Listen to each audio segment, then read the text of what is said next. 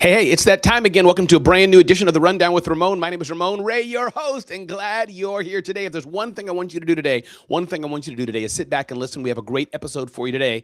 And the title of today's episode, what we're going to talk about today is family versus business. Can the two coexist? Before we get into family versus business, our nuggets on family and business, we're going to dive into today's headlines of the day and what it means for your business and what we can learn for some of the bigger brands and what they're doing, whether it's Super Bowl, whether it's Starbucks, whatever it may be, whether it's AI, what we can learn from that. So welcome to a brand new episode of the Rundown with Ramon Show. Glad you're here. And if you don't want to miss out on topics like this, you don't want to miss out on this show, don't forget to sign up at zoneofgenius.com, zoneofgenius.com. Sign up so you can get our email newsletter and be notified. Sign up for our YouTube channel, Zone of Genius. Yes, so you do not miss out. Sit back and get ready for a brand new episode of today's Rundown with Ramon.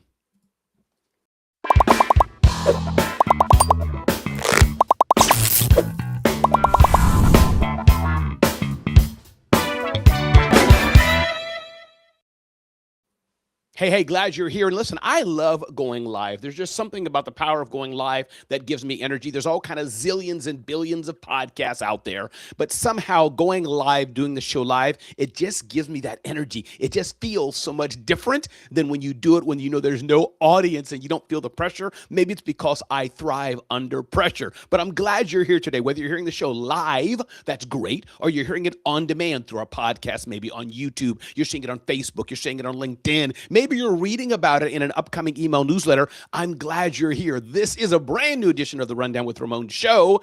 And hey, listen, another news for you today. This show may not be going live as it is in the same time slots Monday and Wednesday. I volunteered for a school that I'm working with, a private school, and I think I'm going to be there earlier in the morning so I can leverage the day. So that's just news for you, but we'll figure that out. But the key is I try to schedule the show so you see when it's scheduled across platforms on LinkedIn, on YouTube, on Facebook, and et cetera. So welcome to a brand new day. Let's dive into the headlines of the day and what it will mean for you and I. Ding, ding, ding, ding, ding, ding, ding. First up, talking about this, let me get rid of this lower thirds real quick as we edit this show a bit. Ding, ding, ding, ding, ding, ding, ding. Costco is being skewered over its $5 rotisserie chicken. So let me break this down for you today. Costco says our chickens are fresh. Our rotisserie chickens have no third-party elements in it. Our chickens are fresh and clean. And it says basically it's preservative-free. But the New York Times reports that the allegation is kind of false because it says that the chickens do have indeed carrageenan and sodium phosphate to help preserve moisture retention, texture, and product consistency. Now, this is not the first time this has happened. This is not the last time this has happened. Brands either make mistakes or they outright lie. I'd like to think that this was an honest mistake. Team A didn't know what Team B was doing. The marketing team got a bit excited, but who knows? Maybe they got caught red-handed. Who knows? Bottom line is, these things happen. Costco's a great brand. We love shopping at it, filling our carts with bulk items. So what do you do, though, when these things happen? One, make sure these things don't get done. Marketing team, do check with the other team and make sure what you're promising, what you're delivering is true.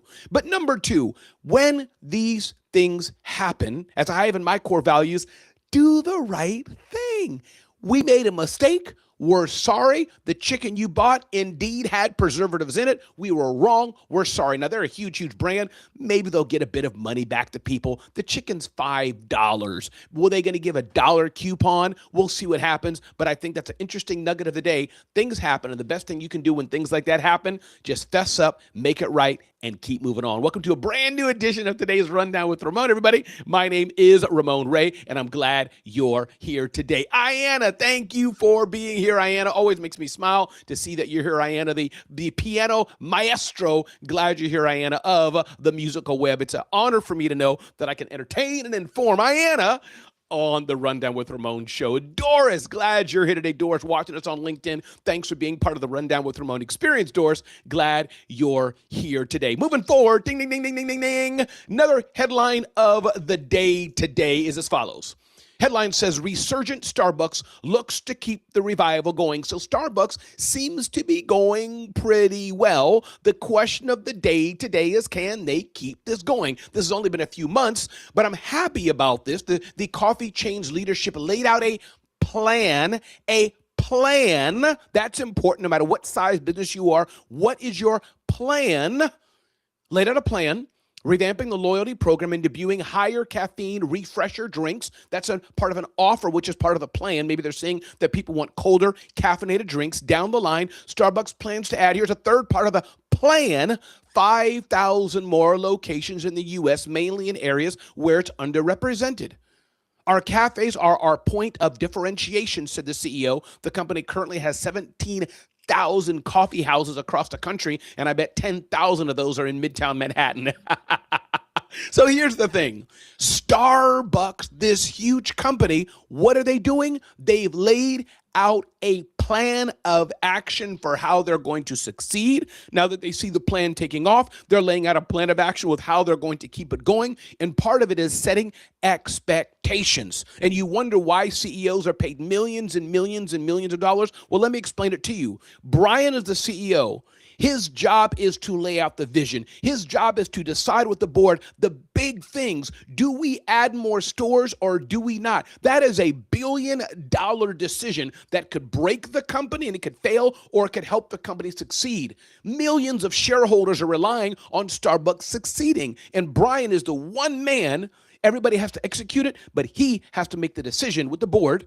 Do they do it or not, and execute that decision, hiring the right people day by day. This is why CEOs are paid so much money. A single man is paid so much because he is singularly responsible for what happens at Starbucks. So when I think about your business, do you have a plan?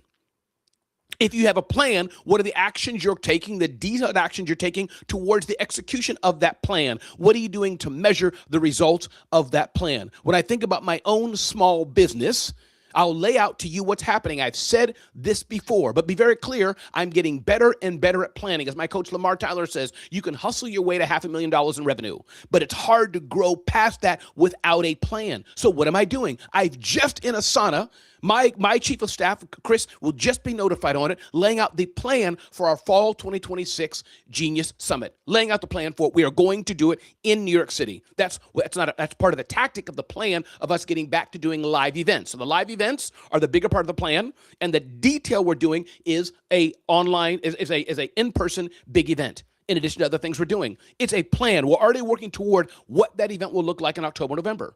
We're already laying plans towards it.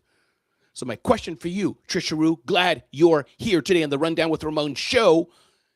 What's the plan of action for you? Alexandria Nicole, my question for you today, and I know you are doing this, Alexandria, what's the plan of action?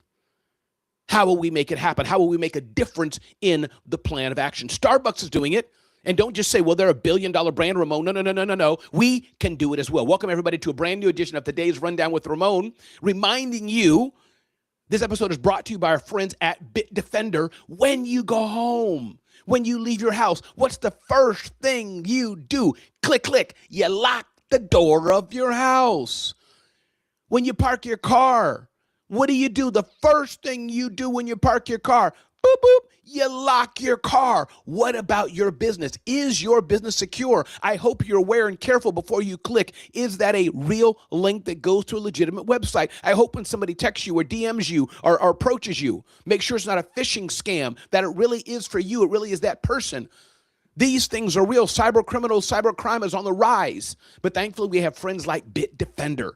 Bitdefender.com/Ramon. Bitdefender.com/Ramon. Do me a favor. Do yourself a favor. Check it out now. Check it out, Ayanna. Check it out, Alexandria. Check it out, Trisha. Check it out, Doris. Check it out, those listening. Go to bitdefender.com. And even do this. Post something on social media. Hey, I heard about Bitdefender from Ramon Ray. Do that. For yourself, for your friends, let's be more secure. My name is Ramon Ray. This is the Rundown with Ramon. Glad you all are here today. Moving forward, what did we talk about so far today? We talked about Costco. Hey, Costco, you got caught red-handed saying your chickens were fresh, but they have preservatives in them. We just talked about Starbucks, the resurgence and the plan of action they're doing to keep their momentum going strong. Next up, can Lululemon's leader revive this brand? Can Lululemon do it? That's the question of the day. Can they do it? Lululemon is at a crossroads. The once hot activewear brand is losing its CEO this week, just as it grapples with yet another see-through pants controversy, another one. Other issues are at play. Slipping quality, increased competition, but the main problem, says Bloomberg, is that Lululemon is blaming It's customers. Instead of apologizing or reworking the sheer leggings, the company's website now instructs customers to size up and to wear neutral toned underwear. The challenge for its next leader may well be to reassure customers that they are indeed always right. Listen, people, the customer is not always right. But when you got to post on your website and tell your customers, a lot of them being ladies, hey, if you're buying our see-through leggings, just so you know, wear underwear that matches your skin if you don't want all your goods to be shown, that's the problem. Now, I get it. I mean, I don't know. I'm about free market, but I guess if you're having sheer or see-through leggings, if whoever wants to wear that, it's a free choice, let people know it's see-through. So if you wear the leggings, they're going to see everything, every nook and cranny. If that's what you want to wear, how you want to wear it. But why say if you're buying these leggings, put on, whatever kind of underwear? It's just weird. So Lululemon, you got a lot to figure out, but I think the underlying theme today, seeing here from LinkedIn News, is that blaming the customer, not sure that's the right way to do it, or blaming them so overtly. Somebody comes to me, I have my office hours with Ramon where I do mentorship and I do coaching. You can see that at RamonOfficeHours.com, RamonOfficeHours.com. So one of my clients comes to me and says, Ramon, I'm not getting value. I don't like this. I'm not going to fire my finger back and say, well, it's you, it's you, it's you. Now, I could gently understand, make sure, are they the right customer? Are they here for the right reasons? Are they doing this, that, and the other? Yes. However, it's important to understand pointing your finger, especially in a public market, and saying it's your faults, not quite the way to do it. Now, sometimes, and I'm not one of these person who believes the customer's always right. I don't believe that. If I'm doing a great event, this, that, and the other, you have some people that are just kind of cray-cray, and they complain about everything. I get it. But in the case of Lululemon, this big billion-dollar brand, Lululemon, you got a lot to work on. But it's not about Lululemon. My question of the day today for all of us is, what can we do better to build better businesses? And one of them is for sure not to blame the customer. Ding, ding, ding, ding, ding, ding, ding. Moving forward in this, Super Bowl is kicking off. The Super Bowl ad blitz kicks off in bid for buzz. And this is what I talk about often, newsjacking. Other things are already happening. What are you doing to benefit from the news of the day? So Super Bowl advertisers, Rocket, Row, Salesforce, and other companies, they're going to advertise on the Super Bowl. That's number one. The Super Bowl is this big, big, big event where we're watching the game, yes, but there's also a lot of buzz about what's the coolest, the best advertisement that'll be coming. And it's often not just the advertisement, but Lady Gaga, Serena Williams, Jimmy Donaldson, Mr. Beast. They're going to be featured in many of these ads. These stars are being paid millions. The brands are paying millions to advertise in the Super Bowl.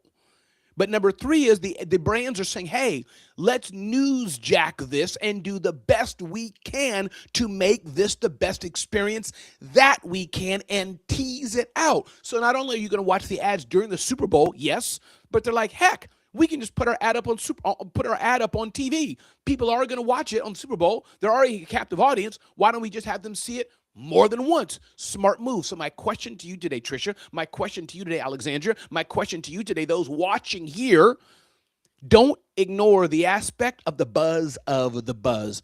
Think about that. The buzz of the buzz, right? I'll be speaking at Creative Con. Going to this event, February something, creativecon.com with an 8. I'll be speaking there. I'm creating buzz ahead of time that I'm going there and thinking, what do I do while I'm there also to leverage the fact that I'm there? The buzz of the buzz. Don't ignore that. Don't just do something here. I want you to consider doing something here and pre-announcing that you're doing it to create that buzz. Everybody, my name is Ramon Ray. This is the Rundown with Ramon. Excited to work with you today. Excited that you're here today on the Rundown with Ramon, and I know you're getting value. I sure hope you are. If you're getting value on the Rundown with Ramon, whether you're hearing me live or you're hearing me on demand, do me a favor and type in the comments value if you're getting value on today's Rundown with Ramon. Ding, ding, ding, ding, ding, ding, ding. Kudos to Apple. I like companies to win. I want people to win.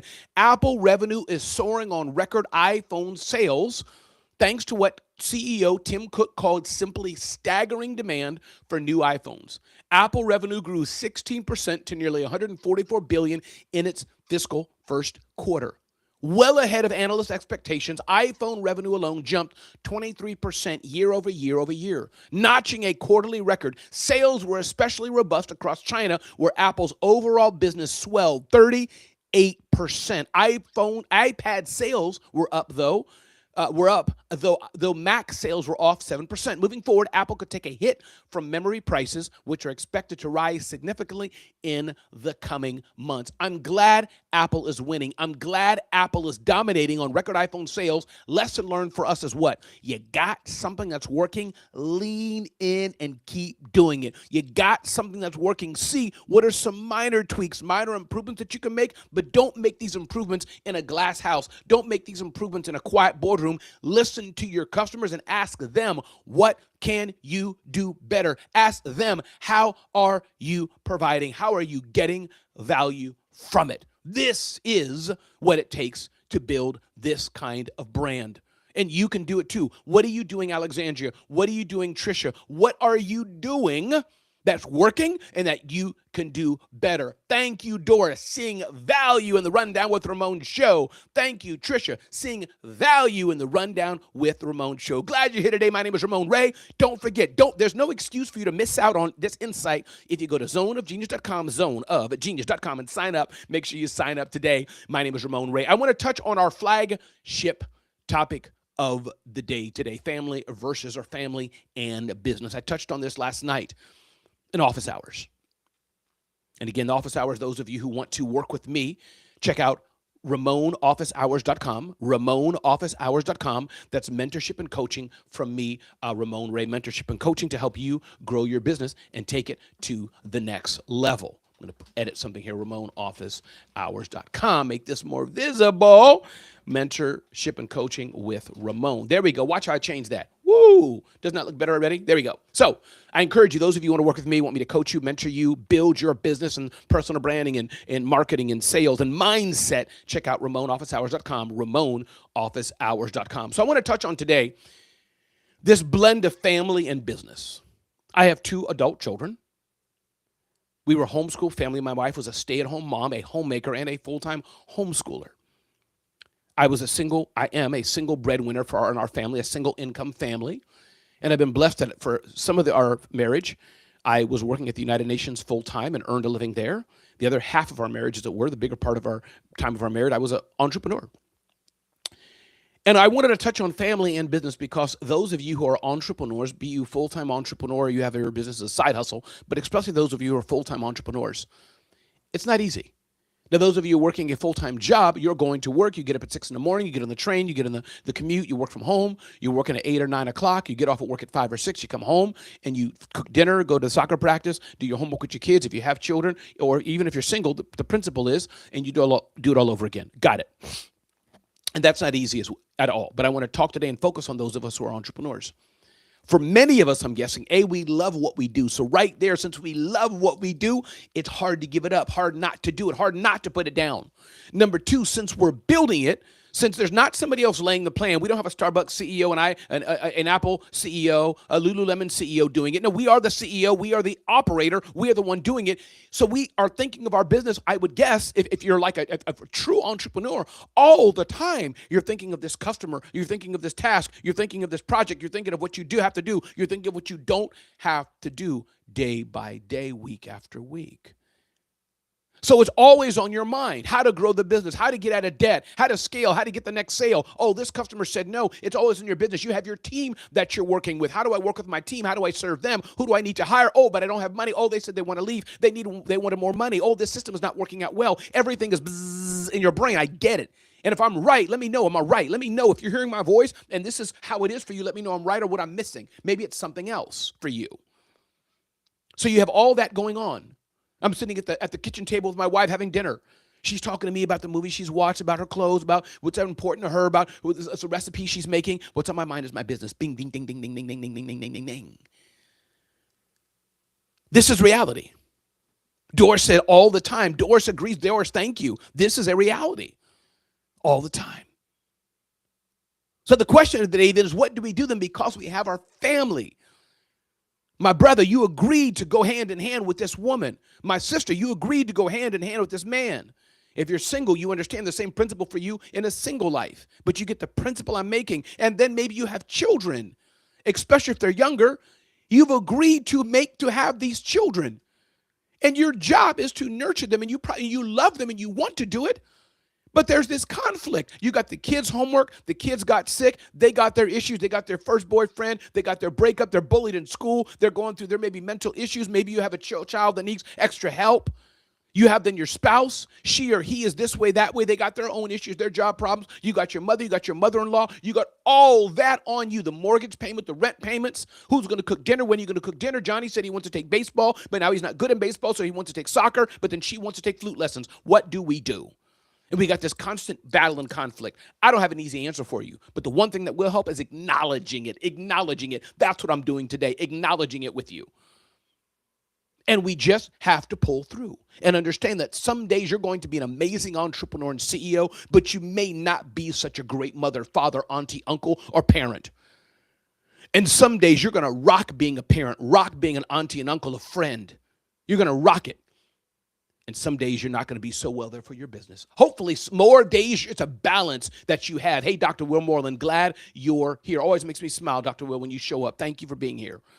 Hopefully, most of the time, it's a balance. In my 32 years or so of marriage, having 2 adult children now, homeschooling them and raising children, they're both out of the house, and one of them has a child already, and the other one has a child on the way, so I'm in a different season. But I'm happy to say we made it work. We did it. Didn't do it perfect, but we made it work. We did it. And part of that was a few things. One, being very clear with my family and educating them on what daddy does in my case. For you, could what mommy does, what husband, what wife does. So I educated my family. Here's what I do. Here's how my business works. Here's how I make my money. Here's what it means when I go speak on stage. Here's why I speak on stage. And I'm paid, I'm compensated to speak. So when I fly somewhere, here's what it means for our family. Here's what a brand ambassador means. I educated my kid. They know Clayton Mask of Infusionsoft of Keep. They knew what I did. That's right, Dr. Will. No one gets straight A's in life. So I educated my family, number one. Number two, I brought them into my world. They've traveled with me, been on planes with me, been in hotels with me. They saw dad in action. And for you, they see mom in action or whatever it fits for you. They see you in action. So they're aware of, they feel part of it. Number three, celebrate the wins with them. When something happens, hey, dad got an extra client today. Mom got an extra client. She sold something today. Yay. Let them cheer with you. Or in the right context, hey, I told you I was going to get this big client. It fell through. It didn't get it. But that's okay. We got more clients to serve and take care of.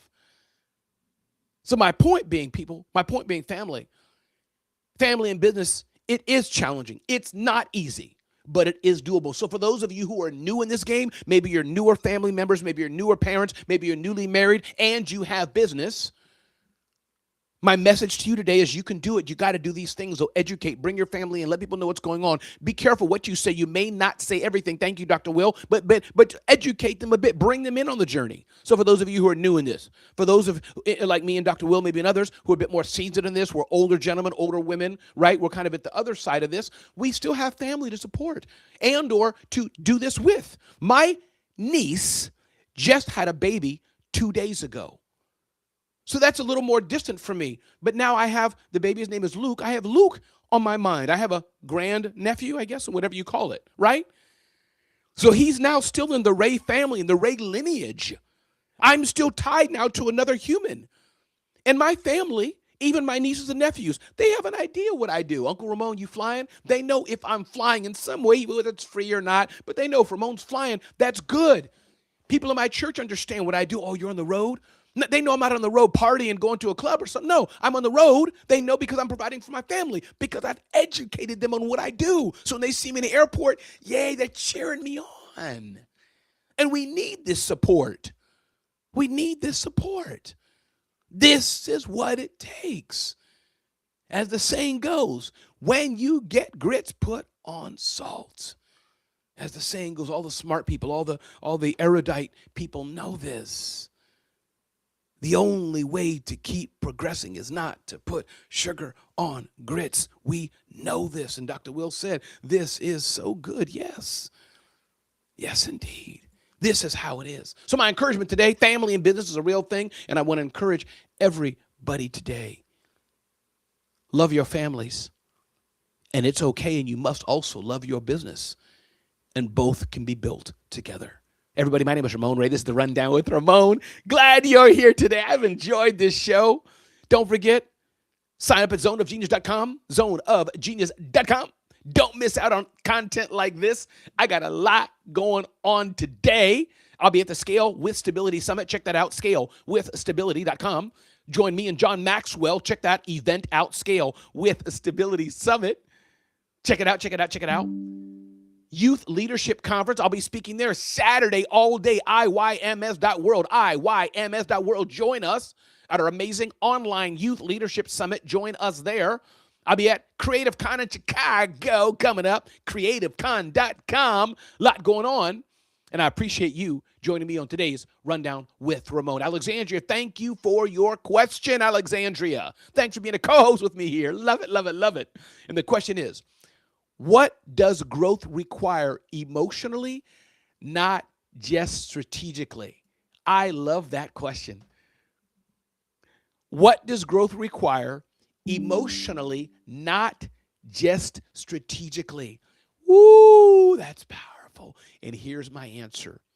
The strategy is so important to get ahead and to have success. You have to have the tactics. You have to cross your T's and dot your I's. You have to have the plan of action. You have to have the SOPs. You have to have the strategy for sure. But you can't grow at all. You're going to limit your growth is going to be limited if there's not some emotional investment. If there's not, why am I doing this? And I'll give you an example, Alexandra Nicole. Thank you for the beautiful question. Me volunteering to teach at this small private school. Why am I be able to do that and grow, as it were, that way, do that? Because I have an emotional attachment to my church. I have an emotional attachment to do something for the greater good and service to God. I have an emotional attachment because I love helping young people. So I volunteer driving an hour one way, an hour back, maybe a little less, no traffic, 30 minutes, it could be whatever. But it's an investment early in the morning. I may have to shift my Rundown with Ramon show time because I want to invest in them for about 4 months. This is why.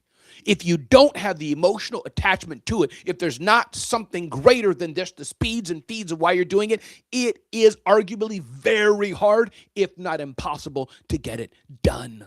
There's gotta be some emotional stake. There's gotta be some emotional investment. There's gotta be some soul felt reasoning behind what you're doing, or it's hard to press on and keep doing it. There's got to be some stake in there. There's got to be something in there, some grit in there. There's got to be a stake in the ground that holds you down, because the tactics are not enough. It takes the emotional tranquility, the emotional foundation, the emotional mortar, the emotional glue, the emotional sweat, the emotional gasoline to keep you powered and going. This is why. You can't just go on the strategy alone. You got to go, what else is driving you? Maybe it's you want to get out of debt. Maybe it's you have no plan B.